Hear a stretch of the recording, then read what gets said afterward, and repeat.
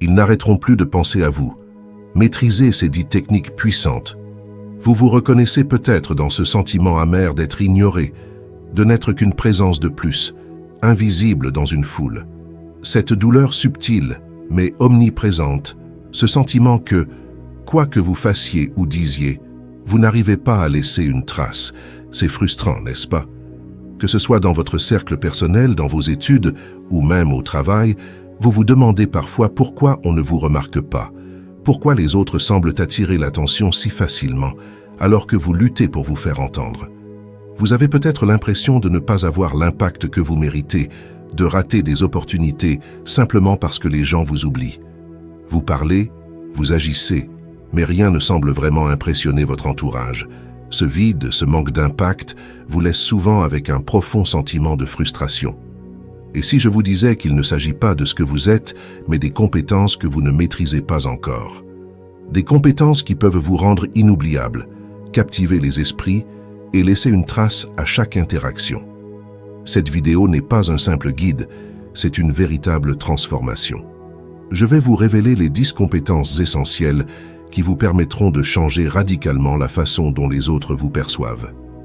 Il ne s'agit pas de trucs superficiels, mais d'outils puissants et durables qui, une fois maîtrisés, feront de vous quelqu'un d'incontournable. Vous apprendrez à capter l'attention sans effort, à inspirer par votre seule présence et à devenir cette personne à laquelle les autres penseront constamment. Si vous êtes prêt à cesser d'être un spectateur et à devenir l'acteur de votre propre impact, abonnez-vous dès maintenant. En vous abonnant, vous ne manquerez aucune vidéo qui continuera à vous donner les outils pour exceller. Laissez un like pour montrer que vous êtes prêt à changer, que vous voulez laisser une trace. Partagez cette vidéo avec d'autres personnes qui, comme vous, ressentent le besoin profond de se libérer de l'invisibilité, car vous pourriez être celui ou celle qui les aidera à changer leur vie. Enfin, laissez un commentaire, car votre voix compte, et c'est ensemble que nous avancerons vers cette transformation. Le voyage commence ici, et il commence avec vous. Commençons par la première compétence. Maîtriser l'écoute active. L'écoute active est bien plus qu'une simple technique de communication, c'est un véritable art philosophique, un pilier des relations humaines authentiques. Elle dépasse les échanges quotidiens pour toucher à quelque chose de fondamental, la compréhension de l'autre. Dans ses enseignements, Épictète affirmait que nous avons 2 oreilles et une seule bouche, de sorte que nous écoutons 2 fois plus que nous ne parlons. Cette citation révèle l'importance cruciale d'une véritable écoute, qui ne se contente pas de percevoir les mots, mais s'efforce de comprendre les non-dits, les émotions et les intentions qui se cachent derrière les mots.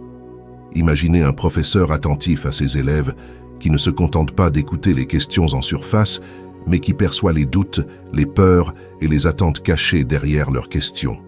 Cet enseignant devient une figure inoubliable, non pas parce qu'il se contente de dispenser des connaissances, mais parce qu'il sait écouter en profondeur. Il perçoit ce que les autres ne savent pas et valorise l'individu en lui donnant l'espace pour s'exprimer pleinement. C'est ainsi que l'écoute active devient un puissant levier d'influence et de connexion profonde, car elle permet de saisir l'essence même de l'autre.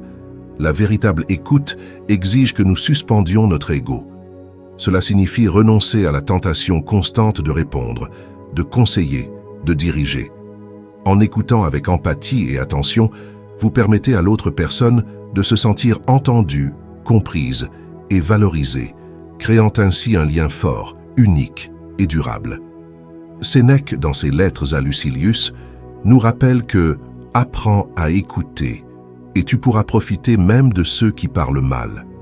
En s'ouvrant aux autres par l'écoute, on peut saisir des vérités cachées, des nuances que beaucoup ne perçoivent pas. La maîtrise de l'écoute active ne vous rendra pas seulement inoubliable dans le cœur des autres, elle vous ancrera dans leur esprit. Ils penseront à vous, non pas parce que vous avez parlé plus fort ou plus souvent, mais parce que vous leur avez offert quelque chose que peu savent donner, une attention complète, sincère et désintéressée. Lorsqu'elle est authentique, cette écoute laisse une impression durable. Passons maintenant à la deuxième compétence. Cultiver une présence charismatique. Le charisme n'est pas une question de beauté, de prestige ou de pouvoir. Il s'agit de quelque chose de beaucoup plus subtil et profond, la capacité à être pleinement présent. Cette présence charismatique, que les plus grands penseurs et leaders ont cultivé à travers les âges n'est rien d'autre que l'art de s'investir totalement dans l'instant, de faire sentir à chacun que l'on est là, entièrement là, et que rien d'autre n'est plus important que cet échange présent. Marc Aurèle disait « La perfection du caractère consiste à vivre chaque jour comme si c'était le dernier, sans hâte, sans apathie, sans prétention. » Le charisme ne naît donc pas de l'effort de paraître, mais de l'authenticité d'un être pleinement ancré dans l'instant. Prenons l'exemple d'une réunion d'affaires. Au milieu d'une dizaine de participants, il y a cette personne qui, sans élever la voix ni chercher à dominer l'espace, capte pourtant toute l'attention. Sa présence est magnétique, non pas parce qu'elle s'impose, mais parce qu'elle s'investit intensément dans chaque mot prononcé, dans chaque regard échangé. C'est cette qualité de présence, cette attention tranquille et profonde, qui crée un lien particulier avec son public. Même après sa disparition, son image, ses mots, continuent de résonner, précisément parce qu'elle a su entrer en contact avec les autres grâce à cette présence rare. Le charisme ne s'apprend pas dans les livres, il se cultive par une attention permanente au moment présent, la maîtrise du langage corporel et la cohérence entre ce que nous pensons, ce que nous disons et ce que nous faisons. Comme nous l'a rappelé Zénon de Citium, le fondateur du stoïcisme, le bien n'est pas dans les choses, mais dans la manière dont nous les considérons. Le charisme réside dans la manière dont vous considérez les autres et le moment présent. Cette présence est une offrande, une rareté dans un monde trop souvent distrait. En cultivant cette qualité de présence, vous deviendrez inoubliable.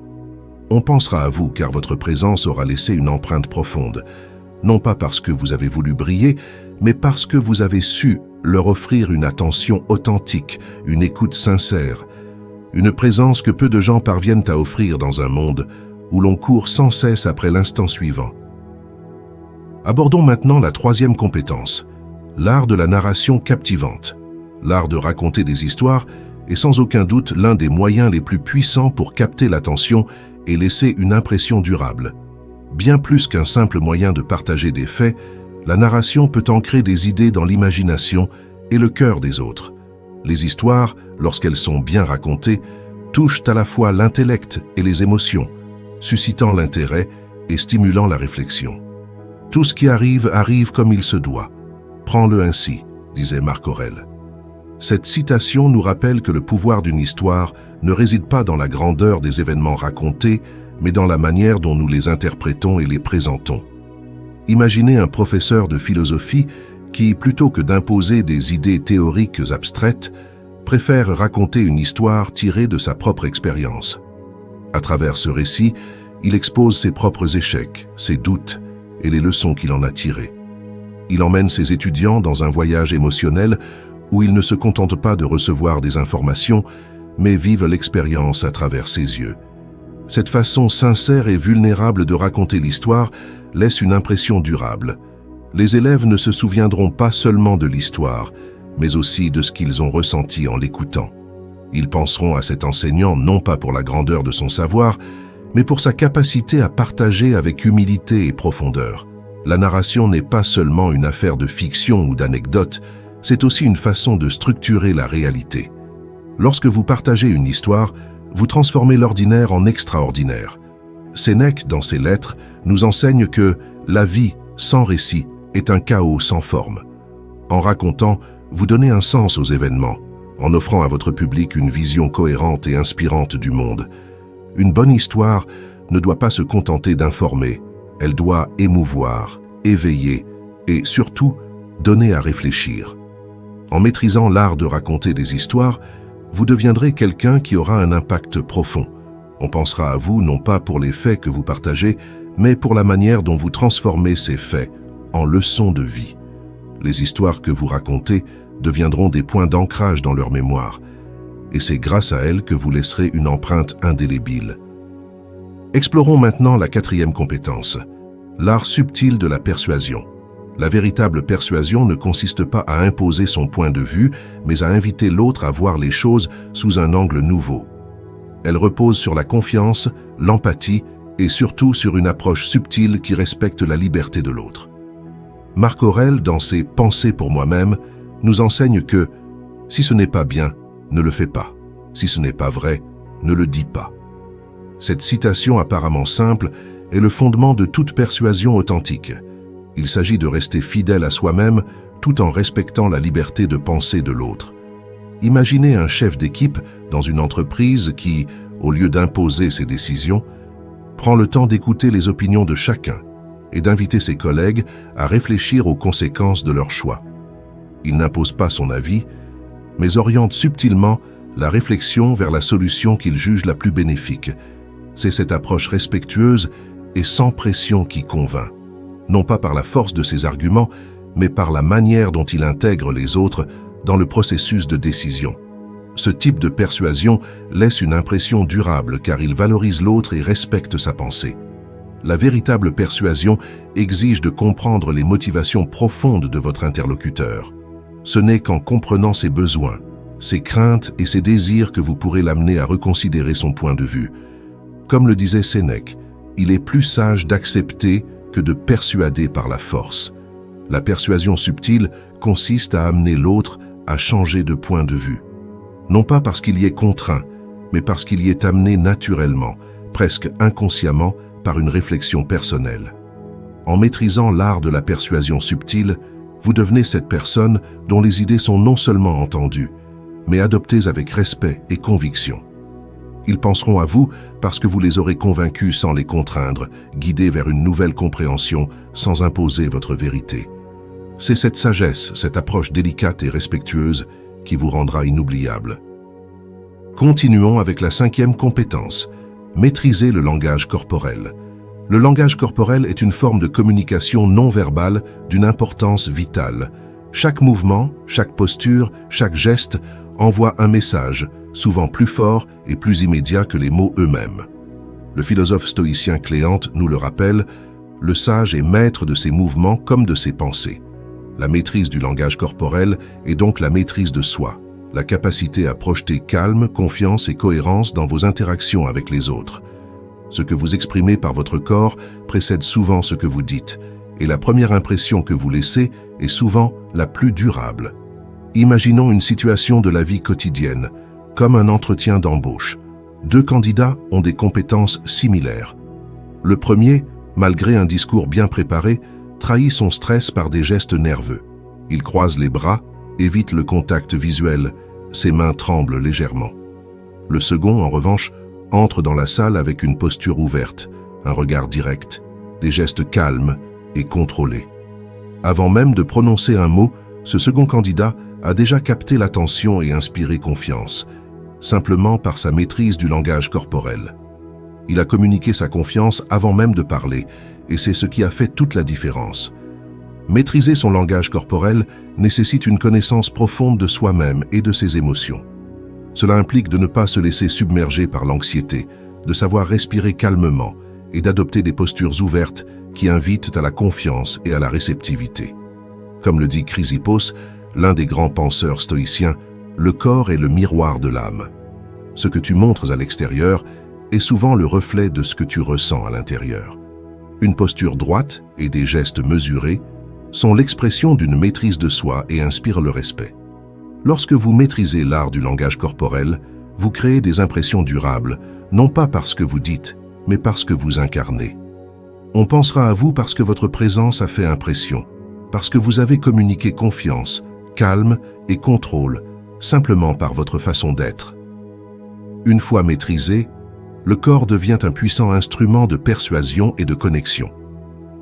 Explorons maintenant la 6e compétence, l'intelligence émotionnelle. L'intelligence émotionnelle est la capacité de comprendre, de contrôler et d'utiliser ses émotions et celles des autres de manière constructive. Dans un monde où les émotions sont souvent perçues comme des faiblesses, les stoïciens nous enseignent qu'elles sont des outils puissants lorsqu'elles sont correctement maîtrisées.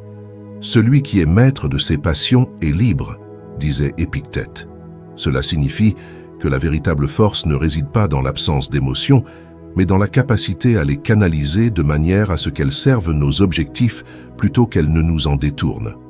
Prenons l'exemple d'un manager qui, lors d'un conflit au travail, parvient à apaiser une situation tendue, non pas en imposant son autorité, mais en reconnaissant et en comprenant les émotions des membres de son équipe.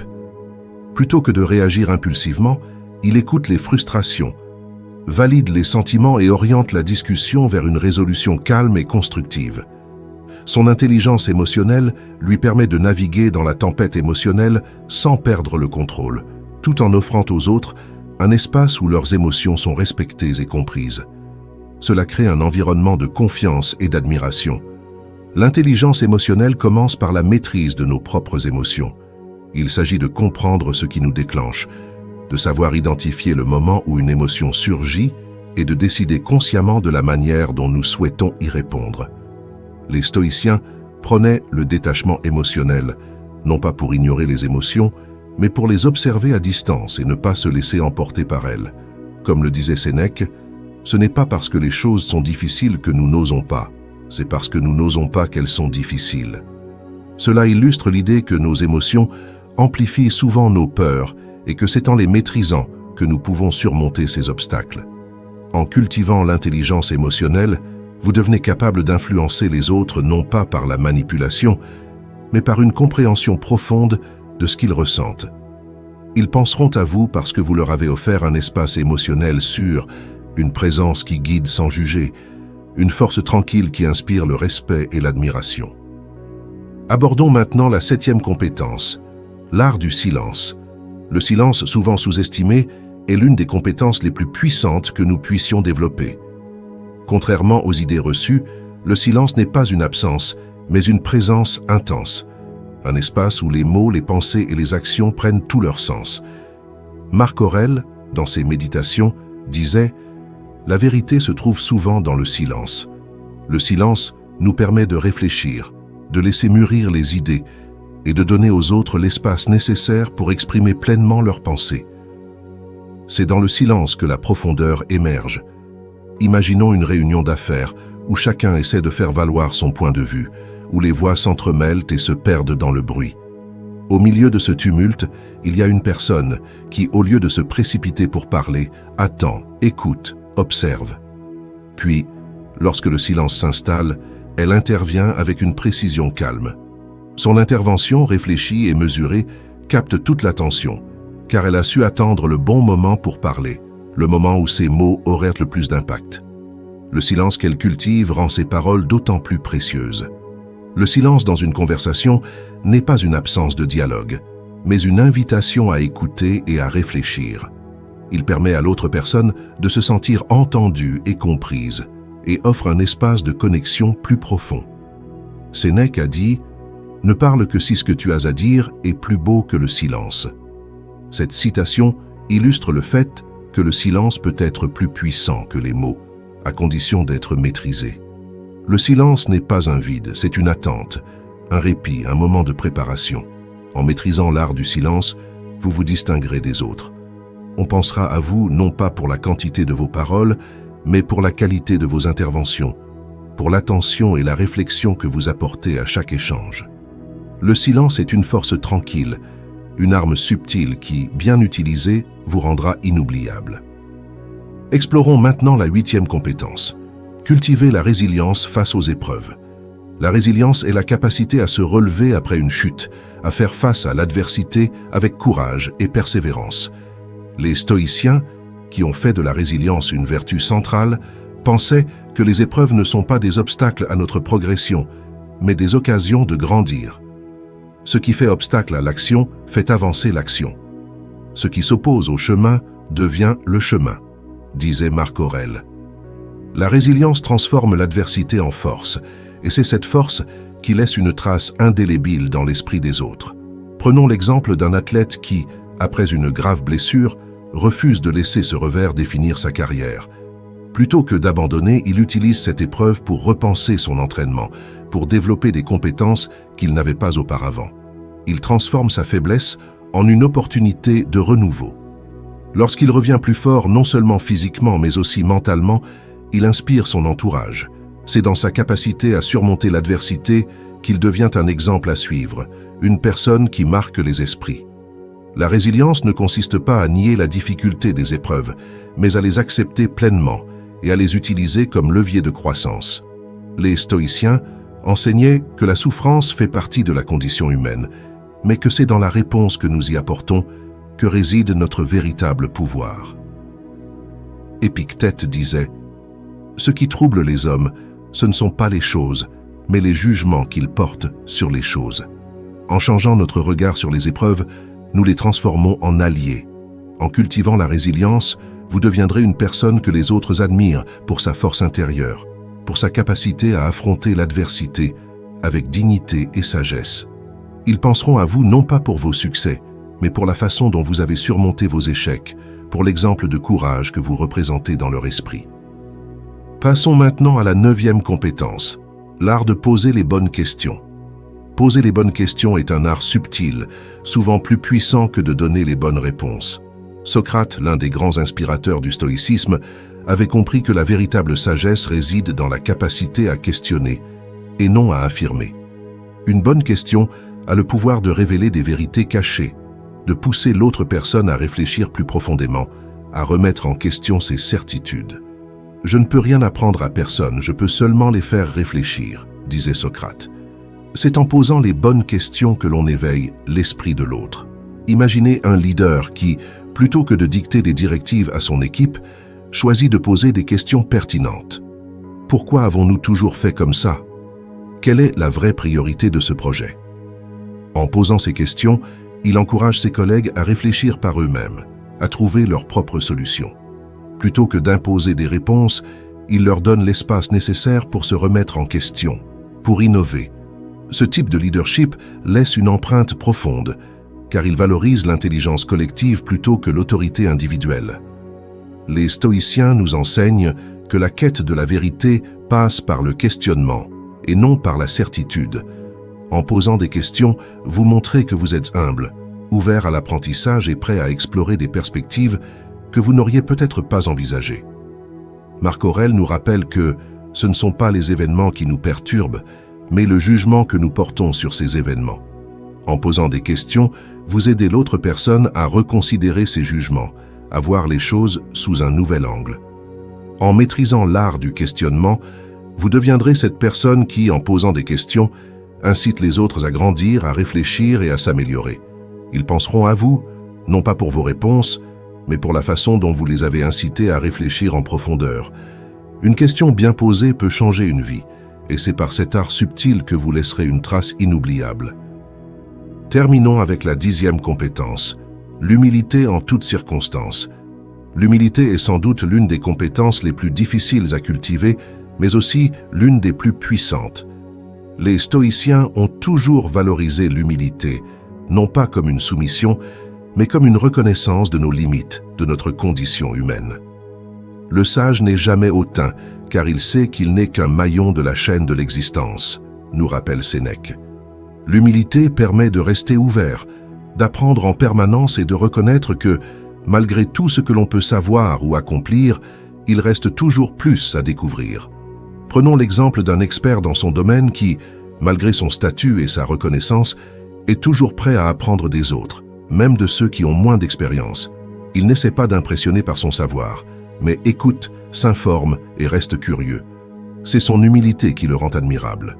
Son entourage respecte ses connaissances, mais c'est sa capacité à rester humble malgré ses succès qui fait de lui un personnage inoubliable. Les stoïciens enseignaient que l'humilité est la voie de la sagesse, car elle nous permet de reconnaître que nous ne sommes pas omniscients.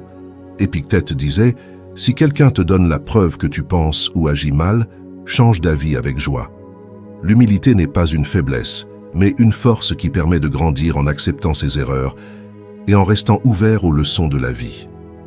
En cultivant l'humilité, vous inspirez non pas par votre prétention ou votre statut, mais par votre capacité à rester humain, à reconnaître vos faiblesses et à vous améliorer constamment. On pensera à vous, non pas pour votre supériorité, mais pour votre sagesse, votre ouverture d'esprit et votre capacité à rester humble, même au sommet de votre réussite. C'est l'humilité qui vous fait grandir et qui laisse une empreinte indélébile dans l'esprit des autres. Si vous êtes arrivé jusqu'ici, c'est parce qu'au fond de vous, vous ressentez le besoin de changer. Cette souffrance, ce sentiment d'être ignoré, de ne pas avoir l'impact que vous méritez, ne doit plus vous définir. Vous savez maintenant qu'il n'y a pas de raison qu'il en soit ainsi. Vous avez le pouvoir de vous transformer, de devenir cette personne que l'on ne peut plus ignorer. Cette personne qui, en maîtrisant les bonnes compétences, laisse une impression durable dans l'esprit des autres. Tout ce que vous venez d'apprendre est bien plus qu'une série de conseils. C'est une porte ouverte sur une nouvelle façon d'être, une nouvelle façon d'interagir avec le monde. En cultivant ces compétences, vous ne serez plus jamais cette voix que l'on oublie ou cette présence qui s'efface. Vous deviendrez inoubliable, capable de marquer les esprits sans même avoir à le forcer. Chaque geste, chaque mot, chaque interaction aura du poids, car vous aurez appris à maîtriser votre impact. Mais ne vous y trompez pas, la transformation ne s'arrête pas là. Ce chemin demande de l'engagement, de la constance et de la réflexion. C'est à vous, maintenant, de continuer à appliquer ces principes, à les intégrer dans votre vie jour après jour. Ne laissez pas cette vidéo n'être qu'une étape. Faites-en le point de départ de votre changement. Apprenez, pratiquez, affinez, et vous verrez comment votre vie commence à influencer celle des autres. Si vous voulez aller plus loin, abonnez-vous maintenant pour ne pas manquer les prochaines vidéos qui vous aideront à approfondir ce chemin de transformation. Laissez un like pour affirmer que vous êtes prêt à prendre le contrôle de votre impact et partagez cette vidéo avec ceux que vous voulez aider à sortir de l'ombre, car ils méritent, eux aussi, de devenir inoubliables. Laissez un commentaire, partagez vos sentiments, vos pensées, car chaque voix compte, et c'est ensemble que nous avancerons vers le pouvoir que vous recherchez. Votre voyage ne fait que commencer, et il est plein de promesses.